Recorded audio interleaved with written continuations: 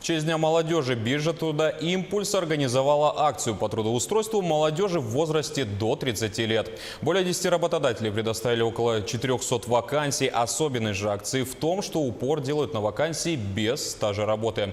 Подробнее в сюжете Анастасии Кобызевой. Под лежачий камень вода не течет. Молодые люди, которым работа действительно нужна, пришли сегодня в Центр занятости. Узнав об этой акции, студент Вадим, не раздумывая, подал резюме на сразу несколько вакансий. Раньше я работал еще официантом. Что-то во мне переключилось, я решился попробовать во что-то новом.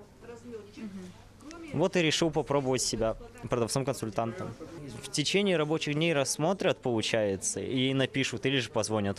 А для тех, кто на сегодняшнюю акцию пришел без резюме, этот основной документ помогут составить прямо на месте. Для этого необходимо иметь паспорт, трудовую книжку и документы об образовании. Резюме составляется в течение 5-7 минут, а затем соискатель может сразу пройти на собеседование с работодателем. Одна из самых востребованных профессий у мужчин – военная служба. Человек подходит, обращается, спрашиваем, куда бы он хотел переехать. И собственно, отталкиваемся от его желаний. В таком плане работаем.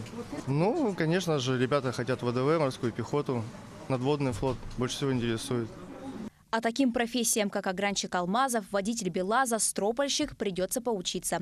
На бирже труда идет набор на курсы незанятых граждан с целью трудоустройства в промышленные предприятия. Обучение будет проходить как в городе Якутске, так и за его пределами. Тем гражданам, которые обучаются за пределами города Якутска, будет возмещаться проезд до места учебы и обратно, согласно договора. Кроме этого, будем направлять на бесплатное проживание. Для этого мы проводим конкурсные торги. И до начала обучения они должны бесплатно пройти медицинское освидетельствование. Данная акция – это уникальный шанс для молодежи найти работу. Более того, это замечательная возможность набраться опыта общения с работодателем. Анастасия Кобызева, Джилус Иннокентьев, Якутск.